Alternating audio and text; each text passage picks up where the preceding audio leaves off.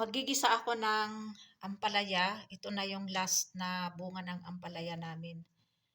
Inshallah next year again tatanim kami by March or April.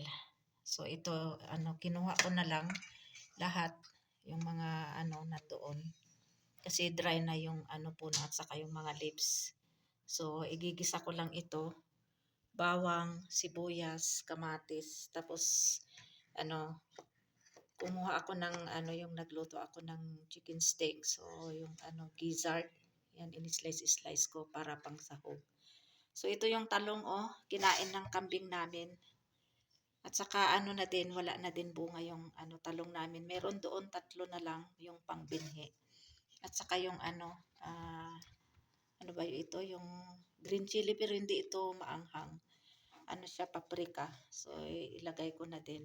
Pati yung paprika namin, wala na din. May mga bunga pa, kaya lang tama na itong 3. So ayan kinain ng kambing Ayan Kaya sayang, so ko na lang ito, maganda ito. Kasi hindi, ayan may pero okay lang. Ko na lang, hugasan ko tapos slice ko na lang. So magigisa ako ng bawang, sibuyas.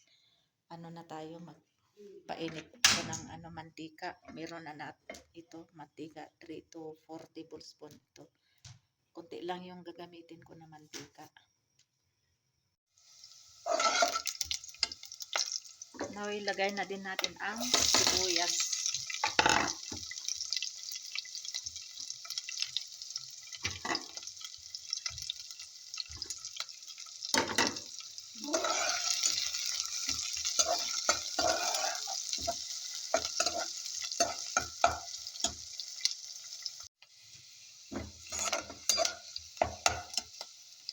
Lagay na din itong gizzard at saka kunting chicken.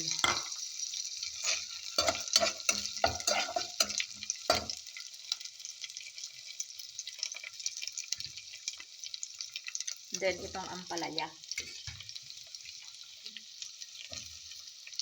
Marami din kaming na-harvest dito sa ampalaya namin. Siguro umabot siguro ng 50 kilograms siguro. Hindi ko lang alam kasi pag nag-harvest ako one time, marami.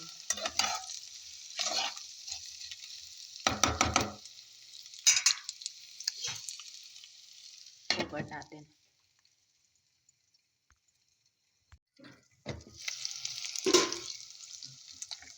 Sorry, nakalimutan ko ang kamatis. So ayan, lagay natin.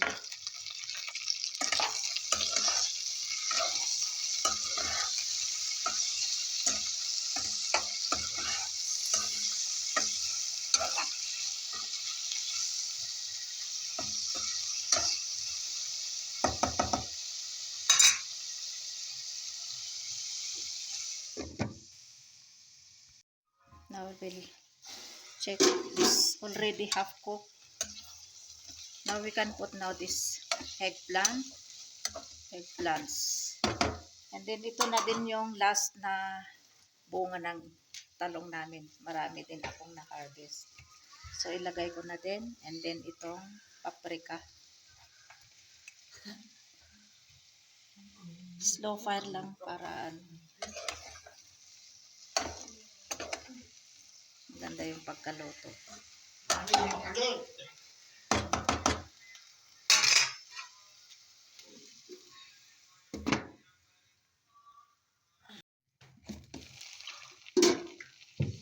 I will add some water for gravy.